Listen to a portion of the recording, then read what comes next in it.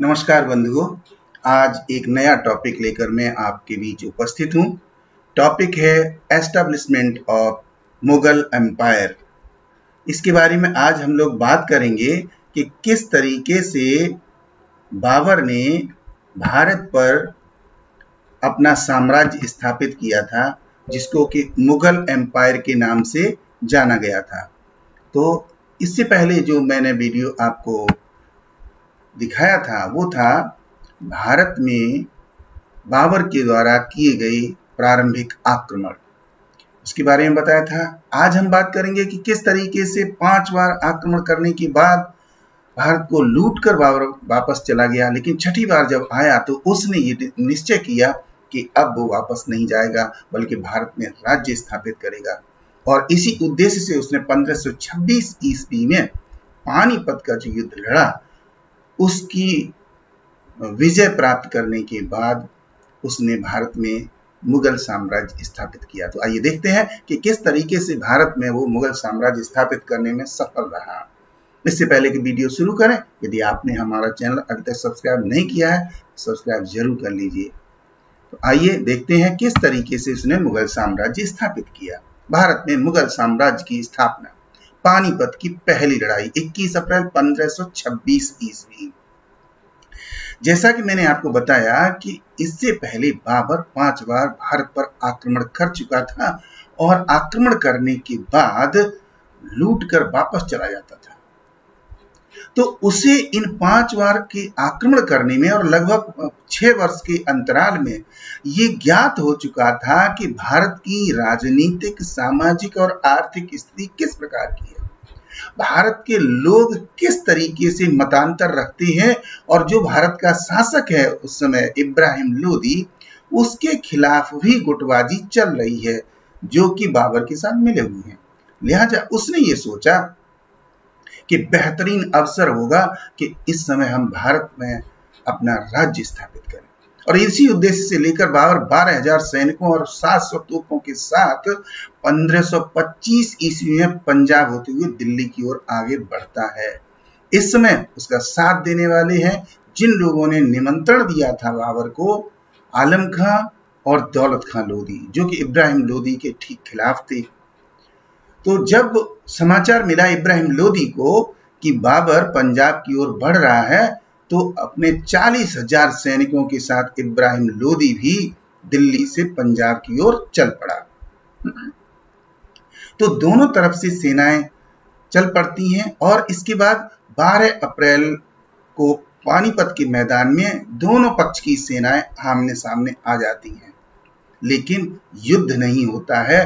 दोनों अपनी अपनी तैयारी करने लगते हैं और लगभग 8 दिन तक, 1 सप्ताह तक दोनों तैयारी करते हैं। और इसमें बाबर जो है वो अपनी रणनीति तैयार करता है और उसके अनुसार मैदान को तैयार करता है, खाइयां खुदवाता है, झाड़ियां लगवाता है और अपने तुलगमा दलों को तैयार करता है। तो इस तरीके से बहुत अच्छी तैयारी के साथ बाबर युद्ध लड़ने के लिए तैयार है। 20 अप्रैल को रात में आंशिक रूप से, मतलब कुछ दल के साथ बाबर ने इब्राहिम लोदी की सेना पर आक्रमण कर दिया, लेकिन इब्राहिम की सेना बहुत सतर्क थी, उसने उस टोली को हरा करके भगा दिया। तो यहाँ पर बाबर ने ये जानना चाहा था, समझना चाहा था कि इब्राहिम लोदी की सेना की स्थिति क्या है। लेकिन 21 अप्रैल को इब्राहिम ने अपनी सेना को लेकर सुबह होते ही आक्रमण कर दिया और दोनों सेनाओं में भयंकर युद्ध हुआ। बाबर ने उस्ताद अली और मुस्तफा रूमी, दो ये उनके उस्ताद थे जो कि तोपें चलाना जानते थे। बाबर ने इस युद्ध में तोपों का उपयोग किया था जो भारत में किसी भी युद्ध में पहली बार किया गया था। इसमें तोपों और बंदूकों का उपयोग किया गया था। तो इन दोनों उस्तादों को यह आदेश दे दिया कि आप अपनी तोपों को सही तरीके से लगा लीजिए और चलाइए। इस युद्ध में बाबर ने तुलगमा पद्धति को अपनाया था और इस तुलगमा पद्धति के बारे में विस्तार से हम बात अगले वीडियो में करेंगे।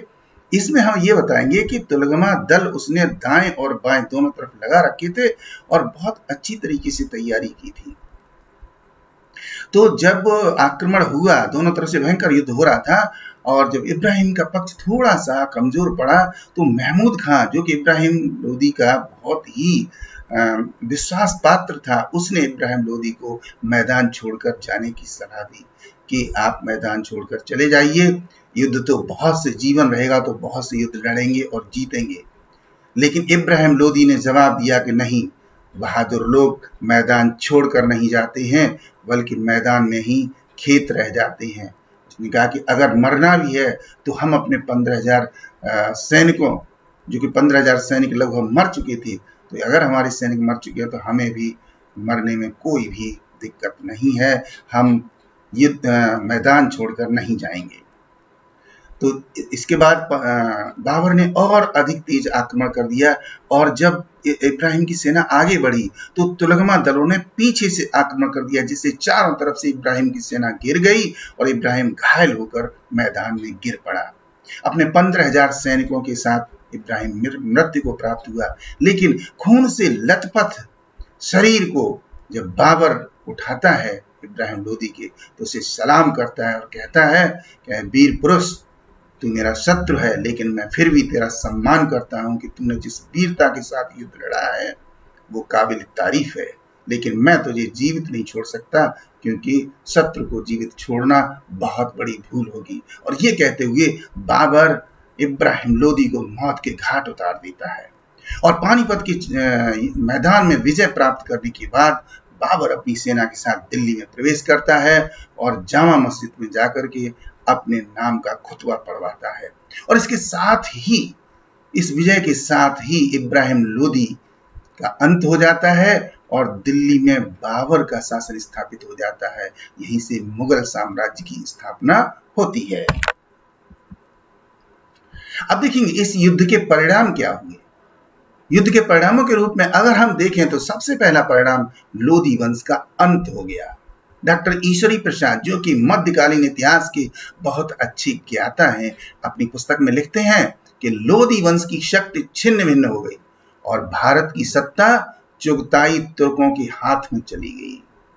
बाबर चुगताई तुर्क था। अगली बात, मुगल साम्राज्य की स्थापना। इस युद्ध में विजय पाने से बाबर की कठिनाइयां समाप्त हो गईं। अब उसे अपनी असीम शक्ति और बुद्धि का उपयोग मुगल साम्राज्य विस्तार के लिए करना पड़ा। विलियम रसब्रुक, जो कि एक अंग्रेज इतिहासकार हैं, उन्होंने ये बात लिखी है कि बाबर की अब कठिनाइयां समाप्त हो गईं और उसने मुगल साम्राज्य की स्थापना कर दी। अब अपनी बुद्धि और शक्ति का उपयोग बाबर साम्राज्य विस्तार के लिए करेगा। अगली बात देखिए, भारत में अपार धन जन की हानि हुई।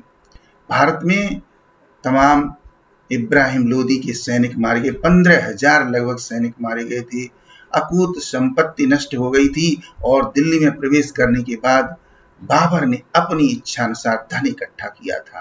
तो इस तरीके से बहुत लाभ हुआ बाबर को, मगर भारत छिन्न भिन्न हो गया। अगली बात देखें, हिंदुओं की आशाओं पर पानी फिरना। पृथ्वीराज चौहान की पराजय के बाद, यानी 1192 ईस्वी के बाद बराबर भारत में मुस्लिम प्रभाव बढ़ता गया और 1206 ईस्वी में कुतुबुद्दीन ऐबक ने सल्तनत की स्थापना कर दी थी। तो तब से लेकर के बराबर मुस्लिम लोगों का शासन भारत पर था और भारत के जो हिंदू थे वो बड़े बेचैन थे और हर संभव ये अवसर ढूंढ रहे थे कि किसी भी तरीके से मुस्लिम सत्ता कमजोर हो तो वो फिर से हिंदू राज्य स्थापित करें। परंतु बाबर के द्वारा मुगल साम्राज्य स्थापित कर लेने से हिंदुओं की आशा लगभग समाप्त हो गई, उस पर पानी फिर गया। अगली बात देखिए, पहली बार तोपखाने का उपयोग किया गया। बाबर ने इस युद्ध में पहली बार तोपों और बंदूकों का उपयोग किया था। इससे पहले भारत में जितने भी युद्ध हुए थे वो परंपरागत शस्त्रों के द्वारा लड़े जाते थे, जिसमें तीर कमान, भाले, बर्छी, कृपाण, तलवार इत्यादि होते थे। लेकिन पहली बार बारूद का उपयोग किया गया था, तोपखाने का उपयोग किया गया था। अगली बात, बाबर का राजपूतों से संघर्ष अनिवार्य हो गया था। अब बाबर ने दिल्ली पर तो राज्य स्थापित कर लिया था, दिल्ली से आगरा तक उसको सफलता मिल गई थी, लेकिन उसके आसपास राजपूतों के राज्य हुआ करते थे। तो यदि बाबर को साम्राज्य विस्तार करना है, यदि बाबर को मुगल साम्राज्य सुदृढ़ बनाना है, तो निश्चित रूप से उसे राजपूतों से संघर्ष करना पड़ेगा। ये अब निश्चित हो चुका था। इसके बाद जैसा कि अभी आपको बताया कि राजपूतों से संघर्ष करना पड़ेगा, उसे संघर्ष करना भी पड़ा और अगला युद्ध हुआ राजपूतों के साथ। इसको खानवा का युद्ध कहा जाता है, 17 मार्च 1527 ईस्वी को। बाबर ने सुन रखा था कि राजपूताने में राणा सांगा बहुत ही शक्तिशाली शासक है, लिहाजा बाबर दिल्ली और आगरा पर अधिकार करने के बाद राणा सांगा की ओर देखने लगा था। राणा सांगा समझता था कि बाबर जिस तरीके से 5 बार भारत को लूटकर क्षेत्रों को जीतकर वापस चला गया था, इसी तरीके से वापस चला जाएगा, परंतु ऐसा नहीं हुआ। और 11 फरवरी 1527 ईस्वी को बाबर आगरा से राणा सांगा को हराने के लिए चल पड़ा राजपूताने की ओर। यानी कि फरवरी 1527 में बाबर आगरा से राजपूताना जीतने के लिए चल पड़ा। जब राणा सांगा ने यह समाचार सुना तो उसे मजबूरन तैयारी करनी पड़ी और वो भी अपनी सेना लेकर मैदान में आ गया। मैदान था ये खानवा का मैदान, और यहां पर जब आ गया तो दोनों सेनाओं में युद्ध होने लगा। शुरुआत में राजपूतों ने बड़ी तेजी के साथ आक्रमण किया, जिससे कि मुगल सेना तितर बितर हो गई और उसमें निराशा फैल गई। मुगल सैनिकों ने युद्ध लड़ने से इनकार कर दिया।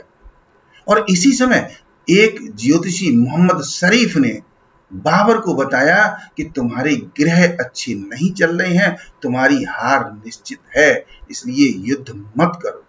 जब बाबर को यह बात पता चली तो बाबर ने तुरंत चरित्र में पवित्रता लाने के लिए शराब छोड़ दी, मदिरा छोड़ दी, और मदिरा के जितने पात्र थे उनको बेचकर गरीबों में दान कर दिया और अपने आप को एक सच्चरित्र व्यक्ति बनाने की कोशिश की। इसके बाद बाबर ने अपने सैनिकों के समक्ष जाकर अत्यंत ओजपूर्ण भाषण दिया, जिसमें उसने कहा, ऐ खुदा के बंदो, हम लोग युद्ध के मैदान में हैं, हम इस्लाम की रक्षा के लिए आए हैं, इस्लाम का विस्तार करने के लिए आए हैं।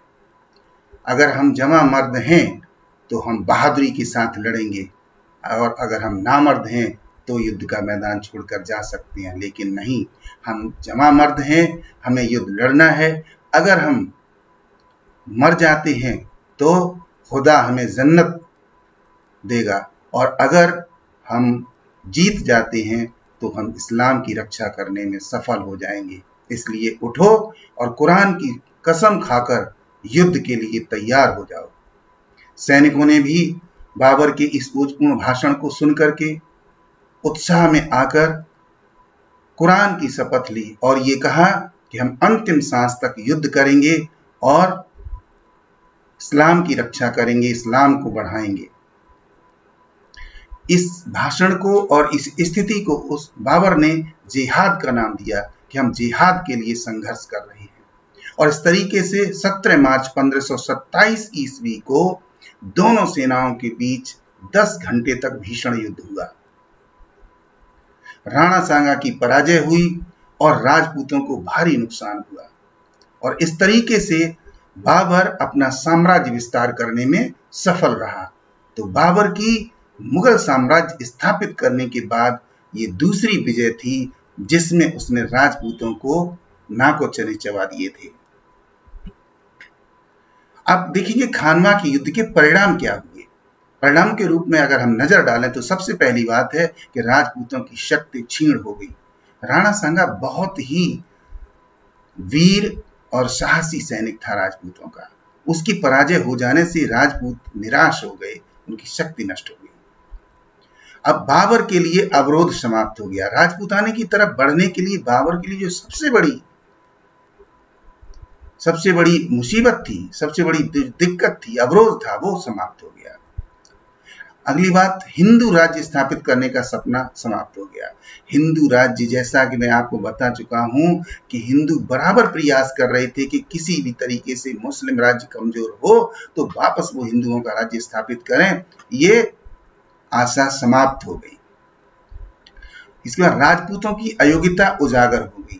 राजपूत जो कि विभिन्न तरीके से आपस में बटे हुए थे और आपस में लड़ते झगड़ते रहते थे, अपनी आन बान और शान की बात तो करते थे लेकिन अपनी शक्ति का उपयोग आपस में ही करते थे, क्योंकि सोलंकी, चौहान, भदौरिया, सिसोदिया अलग अलग उनके वंश थे और उन वंशों की पवित्रता को लेकर अक्सर झगड़ते रहते थे।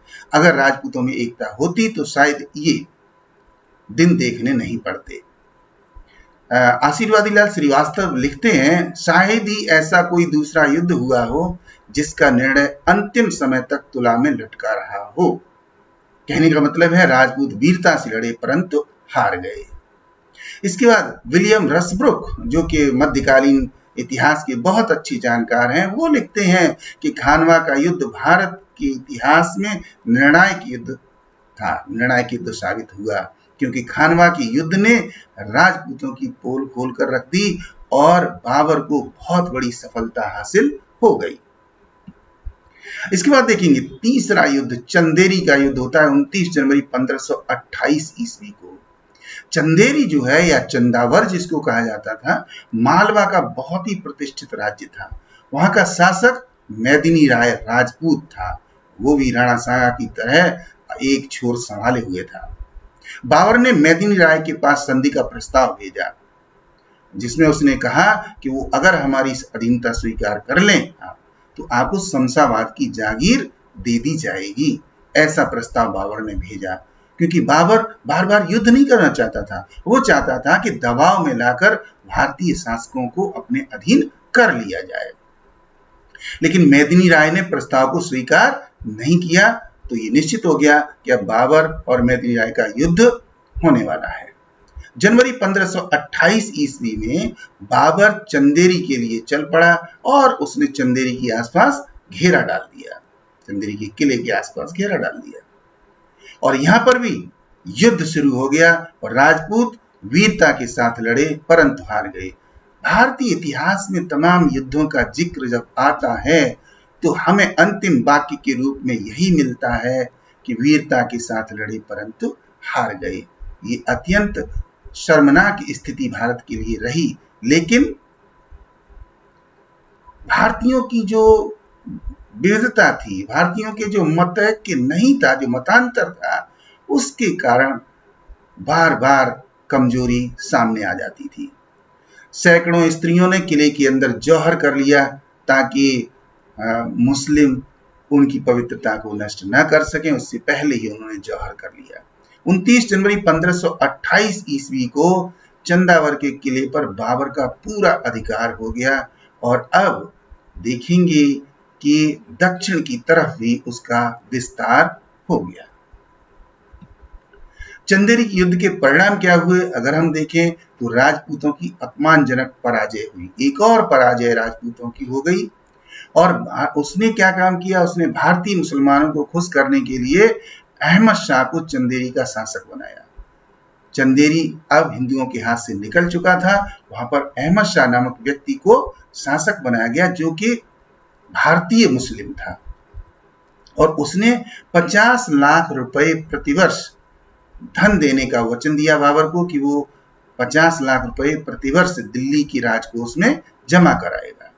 और अंतिम परिणाम के रूप में देखें तो मुगल साम्राज्य का और अधिक विस्तार हो गया।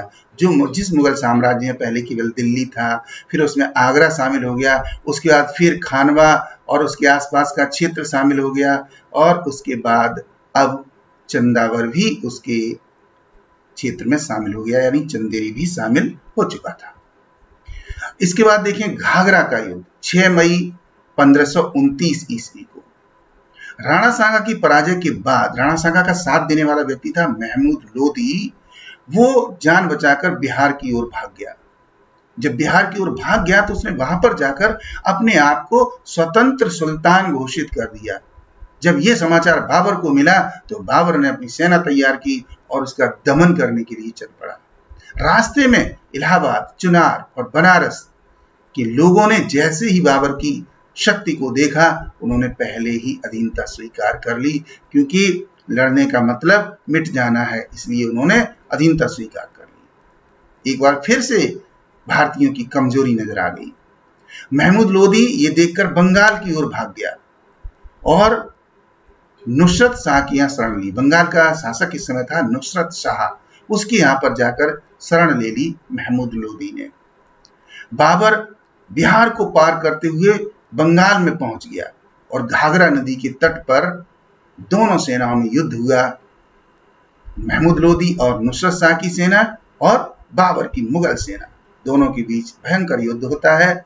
6 मई 1529 को अफगान पराजित हो गए और नुसरत शाह ने बाबर से संधि करके अधीनता स्वीकार कर ली। महमूद लोदी का पतन हो गया। तो इस तरीके से घाघरा का युद्ध भी बाबर जीत गया और अब बाबर का शासन बंगाल तक हो चुका था।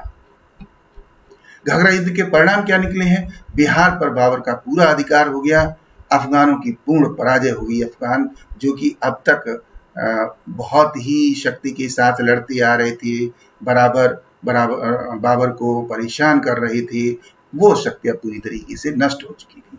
बंगाल के नुसरत शाह ने अधीनता स्वीकार कर ली। बंगाल जो है वो एक तरीके से नुसरत शाह ने अधीनता स्वीकार करने से पूरी तरह से दिल्ली के प्रभाव में आ गया, अर्थात बाबर के प्रभाव में आ गया। और अब एक विशाल क्षेत्र में मुगल साम्राज्य का विस्तार हो गया। मुगल साम्राज्य का विस्तार देखें तो हिमालय से लेकर के और ग्वालियर तक, और इधर देखेंगे सिंध से लेकर के और बंगाल तक बाबर का साम्राज्य स्थापित हो चुका था, मुगल साम्राज्य स्थापित हो चुका था।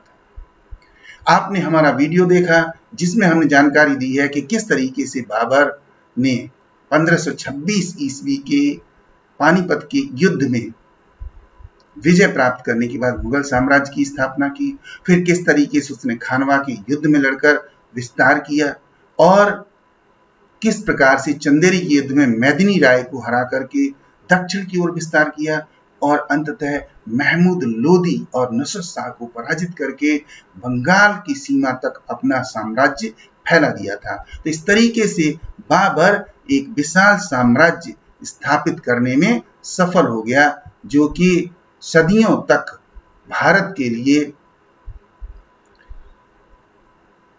मुगल साम्राज्य बना रहा। और अंततः 1857 ईस्वी में जब बहादुर शाह जफर को बंदी बना लिया जाता है तो उनको अंतिम मुगल शासक माना जाता है, द लास्ट मुगल के नाम से जाना जाता है।